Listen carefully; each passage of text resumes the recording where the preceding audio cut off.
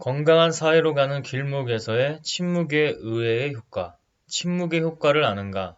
대부분의 사람들은 이 첫 문장에 관심이 없고 또는 재미가 없어 그냥 바로 창을 닫을지도 모르겠다.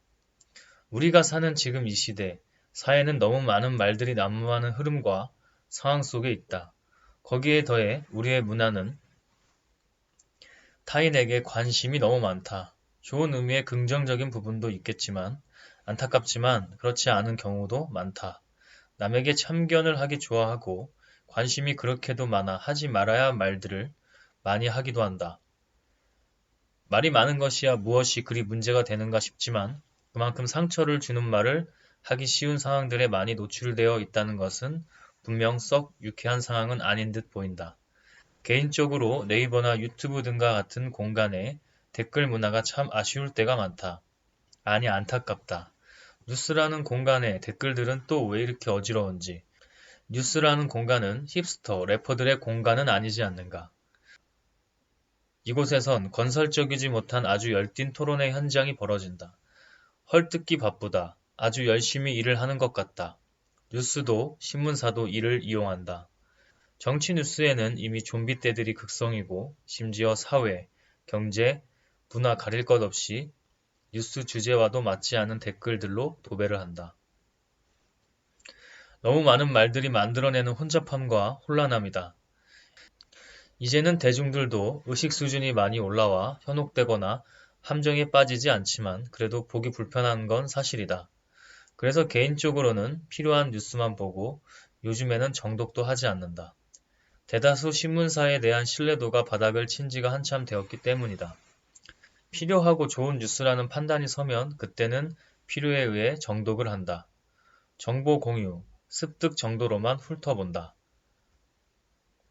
그런 현실이 안타깝기도 슬프기도 하지만 여기에서도 나는 침묵 스킬을 사용한다. 내가 보고 싶은 것만 보도록 하고 현혹되거나 쓸데없이 나의 뇌 에너지, 용량을 낭비하지 않는다.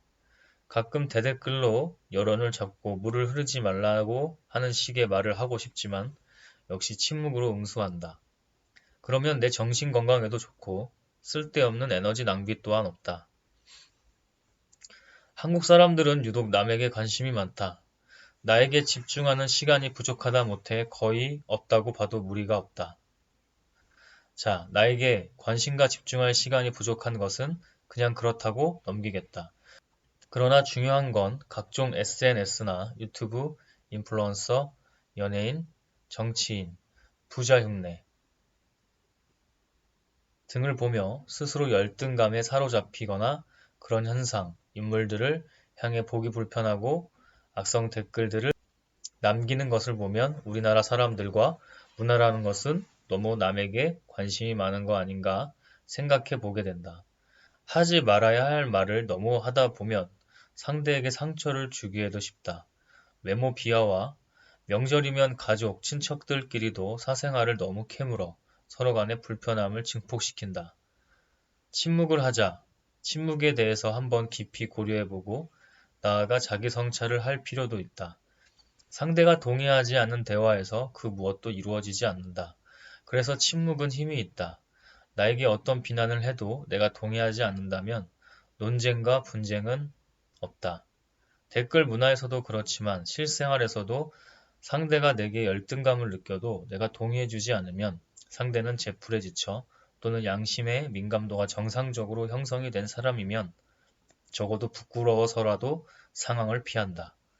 이렇듯 침묵에는 우리가 생각하는 것 이상으로의 힘과 의외의 효과가 있다.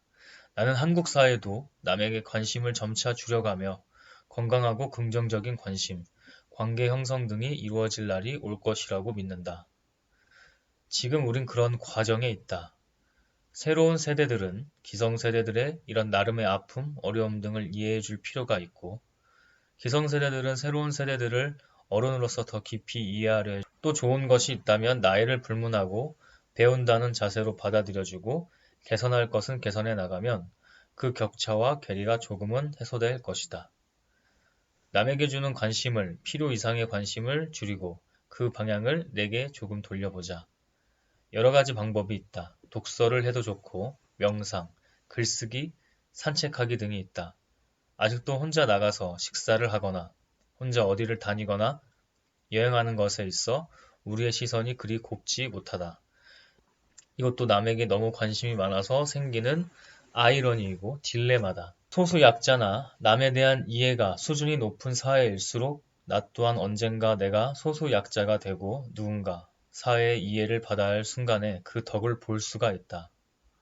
우리가 계속 어떤 자기 자신의 열등감, 본성에 의한 자기 합리화 같은 건강치 못한 마음과 정신으로 의식하지 못하거나 무지에 의해 함부로 행동한다면 그것은 거울의 법칙처럼 언젠가 다 나를 향해 화살이 다가올 것임을 잊지 말아야 할 것이다. 침묵은 아주 좋은 방법이다. 너무 많은 말, 어지러운 말, 현혹하는 말들이 난무하는 세상에서 이 침묵 스킬을 사용해 좀 더 바람직하고 건강한 사회가 되었으면 좋겠다.